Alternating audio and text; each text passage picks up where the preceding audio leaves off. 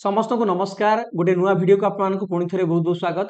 तो पिला माने आज आपनकर नवोदय परीक्षाटी हो जाइए तो आशा करे समस्ते परीक्षा बहुत ही बढ़िया करथिबे। तेबे परीक्षाटी समाप्त होला परे अभिभावक मानक मनरे शिक्षक शिक्षयित्री मानक मनरे तथा पिला मानक मनरे गोटे प्रश्न आसे जे सर हमर रिजल्ट केबे आसीबो। आजिरो ए वीडियो माध्यम रे मु आपनकु नवोदय एंट्रांस रो 2026 जो परीक्षा आपण माने देइछंती तार रिजल्ट विषय संपूर्ण सूचना देबी। तेणु वीडियोटी को आपण माने शेष पर्यंत देखिया को आपण मानकु समस्तंकु अनुरोध। तेबे प्रथमे आमे चलंतु जानिबा जे नवोदयर रिजल्ट केबे प्रकाशित होइथाय।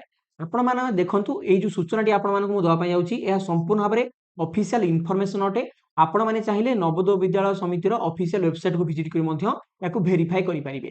तो आपण मानकर जो परीक्षाटी आज हेइची अर्थात आज होची डिसेंबर मास 13 तारिख 2025 मसिया आपण माने 2026 पई जो एंट्रांस परीक्षाटी देले एवं ओडिसा जो भाई भणी माने आपण माने समस्त परीक्षा दैचंती आपणकर पिला माने रिजल्ट मार्च मास शेष तारीख क्षमा करंतु मार्च मास शेष सप्ताह सुधा आपणकर आसी जिवो।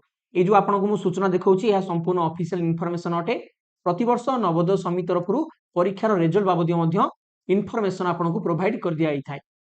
तो ए रिजल्ट आपण माने केमिति देखिबे कोठी देखिबे तो आपण मानकु ए नवोदय विद्यालय समितिर ऑफिशियल वेबसाइट को आगे विजिट करिया पय पड़िबो www.navodaya.gov.in এই ওয়েবসাইট को विजिट कले आपण मानकु रिजल्ट रो गोटे लिंक शो करिवो केबे ना मार्च मास शेष सप्ताह रे से लिंक रे आपण यदि क्लिक करिवे आपण मानकु एई परि भाबरे किछ गोटे इंटरफेस आसीबो जेउथरे कि आपण माने निजर रोल नंबर एवं निजर डेट ऑफ बर्थ को फिल अप करिकि रिजल्ट को पिला माने चेक करि परिबे।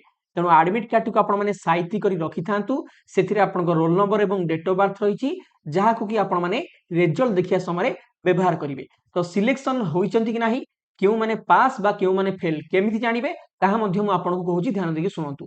आपण माने जेतळे एही वेबसाइट रे निजर रोल नंबर एवं निजर डेट ऑफ बर्थ को पुट करिवे जदि आपण मानकर एमितिका लेखा आसुची आपणकर सबुज रंगर congratulations you are provisionally selected for admission यार अर्थ होची आपणकर सिलेक्शन होई जाईछि।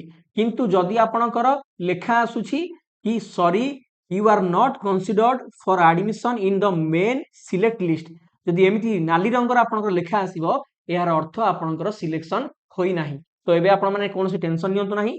तो रिजल्ट आसी आपण माने अपेक्षा करंतु मु आपनको एही वीडियो रे जो प्रोसीजर कहली से प्रोसीजर को फॉलो करिकि आपण माने मार्च मास रे तले रिजल्ट भारिबो रिजल्ट को चेक करि परिबे। वीडियोटी भल लागितले लाइक करंतु शेयर करंतु सांग साथी मानकु मध्य ए विषय रे सूचना दियंतु। Thank you very much God bless you all. जय हिंद वंदे उत्कल जननी।